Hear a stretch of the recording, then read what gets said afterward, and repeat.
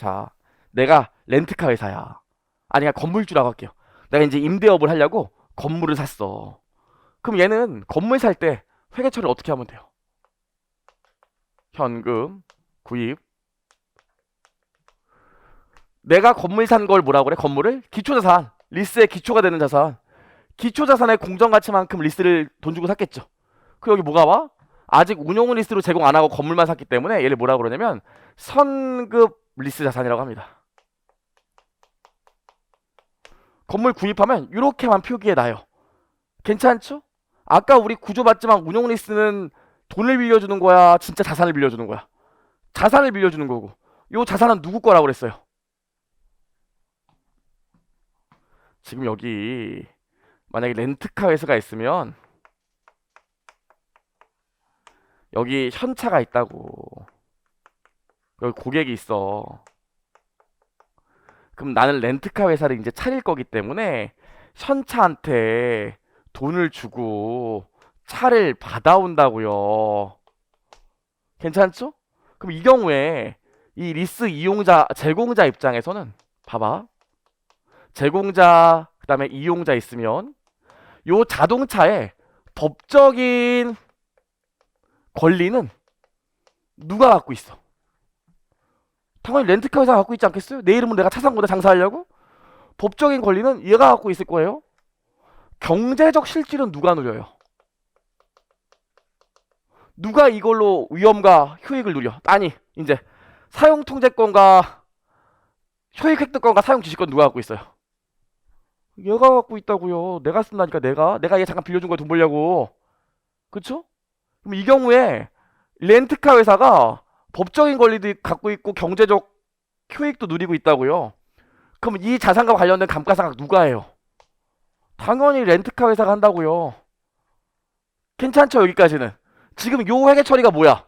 저 회계 처리가 돈 주고 차 사왔다고 이러고 나서 렌트를 해줬대 얘한테. 차를 보냈대. 근데 아까 얘기했던 호성형 사례처럼 장기 렌트를 해줬는데 2년 동안 빌려주기로 했대. 어렵지 않죠? 자 그럼 이 경우에 이제 렌트를 개시했대요. 리스를 개시했대. 개시하는 시점에 회계 처리가 어떻게 되겠어? 이제 리스를 개시했으니까 선급 리스 자산이 없어지겠죠. 요 선급 리스 자산은 뭐야? 기초자산.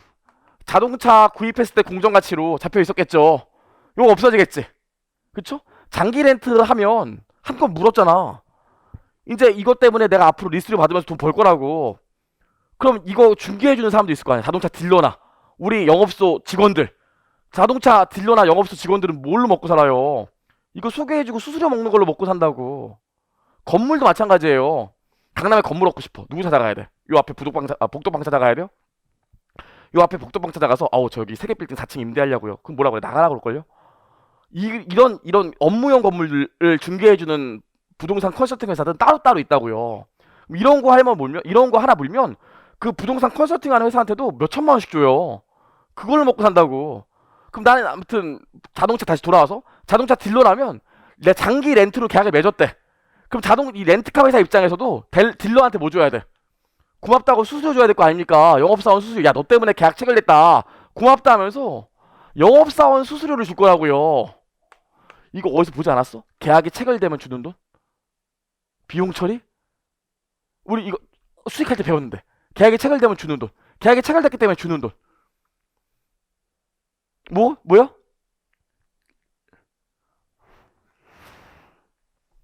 계약체결 증분원가요. 계약체결 증분원가. 이거 어떻게 처리했어? 지금 수익이 안 나오기 때문에 일단 자산 처리했잖아요. 얘도 마찬가지라고. 그래서 자동차 딜러한테 계약 체결돼서 고맙다고 수수료를 주는데 리스에서는 얘를 뭐라고 그러냐면 계약 체결 증분원가라고 안 하고 리스 개설 직접 원가라고 해요. 어렵지 않지? 아 당연한 거 아닙니까? 1억 렌트카 일하려고 차 1억 주고 사왔어. 그리고 나서 리스 계약을 1년 동안 맺었어. 그럼 차 나가고 이 리스 계약 자동차 렌트 계약 맺을 수 있도록 영업사원이 힘썼대. 영업사원 걔 100만 원 주고 수수료로. 이럴 거 아닙니까? 근데 아직 수익 안 나왔기 때문에 이거 비용 처리할 수가 없잖아. 그래서 계정명이 뭐가요? 반대쪽에 얘를 운용 리스 자산으로 잡아줍니다. 요거 두 개 더한 금액이 운용 리스 자산으로 들어가겠죠. 어렵지 않죠? 여기까지 회계 처리는? 그 실제로 렌트카 회사 입장에선 회계 처리가 이렇게 달려있다고. 그럼 만약에 쉽게 생각해봐. BS의 선급 리스 자산은 뭐야? 리스하려고 갖고 사왔는데 아직 리스 안 한 자산. 운용 리스 자산은 뭐겠어요 지금? 리스 돼 있는 자산이겠지. 이해할 수 있겠죠? 이렇게 나온다고요. 자, 그럼 여기까지 하고 나면 실제로 만약에 운용 리스가 저희 시험에 나온다면, 사실 리스가 개정되고 나서 운용 리스가 나온 적은 없지만 시험에 나온다면 물어볼 건 이걸 물어보겠어? 이걸 뭘 물어봐? 너무 쉬운데. 결국 기말 시점에 리스 제공자 입장에서 당기손익에 미친 영향이 얼마냐 물어볼 거라고요. 그래서 리스 이용자 입장, 리스 운용 리스 입장에선 리스 제공자가 이 계약을 체결했을 때 계약 기간 동안 당기손익에 미친 영향이 얼마냐, 이거만 시험에 나온다니까. 괜찮죠? 그럼 첫 번째로 여러분 뭐가 있겠어요? 당연히 렌트료가 있겠죠. 렌트료. 건물 임대해줬으면 임대료가 있을 거 아닙니까? 그걸 뭐라 그래? 리스료 수익이라고 해요. 그래서 리스료 수익을 우리가 인식해야 될 거라고요. 여기까지는 어렵지 않지, 그치? 이 회계법이 대형 회계법인이나 대형 세무법인, 특히나 이 대형 회계법인은 진짜 웃긴 구조예요. 대형 회계법인은 주식회사가 아니야. 약간 유한회사 성격이라고요. 이게 왜 임원을 파트너라고 그러는지 알아요? 이게 회계법인이나 법무법인은 임원을 파트너라고 그래. 상무라고 안 부르고 파트너라고 한다고요. 상무님 이러는 것보다 나 파트너 됐어 이러면 되게 좋아한다고요. 옛날에 저 아는 분이 파트너가 됐는데 그 아버님이 시골에서 농사만 짓던 분이래. 그래서 아빠 나 파트너 됐어 그랬더니 너 어디 뭐 빠다니냐 막 이러더라고. 했다고 하더라고요. 왜 파트너냐면 지분을 갖게 된다고요. 지분을. 실제로 회계법인 파트너가 되면 EP가 있고 EP 아닌 사람이 있는데, EP 파트너는 뭐냐면 지분을 받은 사람이야. 에쿼티 파트너. EP 아닌 사람은 월급쟁이 파트너야. 그 얘네들은 돈을 별로 못 번다고요. EP가 돼야 그때부터 돈을 벌어요. 그럼 회계법인이 어떤 구조냐면, 올해 회계법인이 만약에 3일 회계법인 같은 경우 매출이 제가 알기로 거의 5천억 가까이 되는 걸로 알고 있는데, 너무 적어? 5천억 가까이 되는데 애들 인건비 좁고 한 몇천억 남는다고요. 그럼 그걸 쟁여둘까? 다 나눌까? 다 나눠요. 왜 나누냐면 파트너가 되면 지분을 받아. 지분을 받아서 요 지분 권리만큼 남은 돈을 나눠 먹는다고. 그럼 이제 고생 끝이야? 평생 이 지분 내가 들고 있을 거니까? 아니야. 파트너 잘리면 지분 토해놓고 나가야 돼. 내가 파트너로 있는 동안만 지분을 갖고 있다고요. 잘리면 지분 토해놓고 나가는 거예요. 그럼 내가 천신만고 끝에 자식 처자식 다 버리고 파트너가 됐어. 아직도 회계법인 파트너 전문쯤 되려면 처자식을 다 버려야 되죠. 그렇다고요. 파트너가 됐어. 그럼 미래를 위해서, 회계법인의 미래를 위해서 남겨도 나 잘리기 전에 다 뽑아 먹어야 돼. 잘리기 전에 다 뽑아 먹어야 되죠. 그래서 회계법인이 당기손익이 의외로 1억이 안 넘는 경우가 많아요. 다 나눠 먹는다고. 돈 안 적립해. 다 나눠 먹는다고. 어렵지 않죠. 그런 구조예요. 왜 이런 얘기를 하냐면 안진회계법인이 IFC 빌딩에 임차 들어갔다고요. IFC 빌딩에. 근데 요즘 건설 경기가 안 좋기 때문에 어떻게 매전하냐면 IFC에서 3년 동안 임대료를 면제해줬다고요. 되게 많은 층을 쓰는데 안진회계법인이 임대료를 3년 동안 면제해줬어. 회계법인의 가장 큰 비용이 뭔지 아세요? 회계법인의 가장 큰 비용, 대형 회계법인의 가장 큰 비용이 뭔지 아세요? 임대료예요. 보여줄 게 없잖아. 맞구로 승부하기에도 우리가 그러잖아요. 보여줄 게 없으니까 건물은 무조건 좋은 거 쓴다고. 무조건이야, 무조건. 4대 회계법인 건물들 가면 다 장난 아닙니다. 건물 엄청 좋아요. 임대료가 전체 비용의 거의 한 50% 넘게 차지한다고. 그걸 3년 동안 안 내. 그럼 어떻게 하면 되겠어? 미래를 위해서 저장해? 아니야. 그래서 안진회계법인이 3년 동안 다른 법인보다 급여를 거의 2배 정도 더 줬다고, 보너스를. 나눠 먹어야 되니까. 그래서 3년 동안 안진회계법인 인기가 엄청 많았어. 와, 안진! 막 이랬다고요. 근데 문제는 뭐야? 약속의 3년이 끝난 거죠. 아무 준비도 안 해놨는데 임대료를 내기 시작한 거야. 첫 년도에 너무 쇼크가 컸던 거지. 그래서 요 3년 끝나고 요 시점에 원래 회계사는 1년에 회계법인에서 1년에 딱 한 번 보너스를 주는데, 이때 1년에 딱 한 번 보너스 주는 거 직급 막론하고 일괄 100만 원씩 줬다고요. 원래 한 2천만 원씩 주고 3천만 원씩 주고 막 그러는데, 그래서 그때 저희들 그 회계법인들 선직들끼리 가는 카페가 있는데 거기서 뭐라고 하냐 100만 원 안녕? 막 이러고 그랬다고요. 그렇다고요. 실제로 여러분 건물 임차하거나 건물 임대하거나 그러면 계약 조건이 어떨까? 3년의 임대 계약을 맺었어. 그럼 어떻게 할까? 야, 너 X1년, X2년, X3년 이렇게 3년 동안 임대할 건데 첫 년도에는 이제 자리 옮겼으니까 좀 힘들겠다. 임대료 100원만 내. 힘들 거 아니야.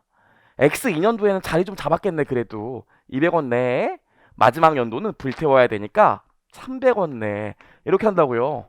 실제로 건물 임대하면 이렇게 많이 해. 첫 달은 임대료 안 받는 경우는 무조건이고 보통 첫째 달, 둘째 달, 셋째 달까지는 임대료는 관리 안 받아요. 보통 이게 국룰이에요. 오는데 인테리어가 힘들었으니까 보통 그런 식이라고. 건물주도 애환이 많아요. 그럼 나는 언제 수익을 인식해야 돼? 내가 운영 리스로 빌려줬어 건물을. 빌려줬는데 3년 동안 이렇게 리스료를 받기로 했대. 그럼 X 1년도에 돈 받았으니까 100원 인식하고 X 2년도 200원 인식하고 X 3년도에 300원 인식해? 이런 문제가 뭡니까? 아, 동일 용역을 제공했는데 어떻게 수익을 다르게 인식해? 안 그러겠어요? 그래서 이런 경우 어떻게 해? 리스 기간 동안 받게 되는 리스료를 리스 기간으로 나눠서 똑같이 수익을 인식한다고요. 어렵지 않죠? 그래서 운용 리스가 실제 회계사도 세무사도 시험에 나왔을 때 요거밖에 안 나왔어요. 리스 기간 동안 받게 되는 리스료의 합계를 리스 기간으로 나눠서 리스료 수익을 똑같이 인식하지 이걸 매년 다르게 인식하지 않아요. 이해할 수 있겠죠? 여기까지. 좋아요. 여기까지 봤고요.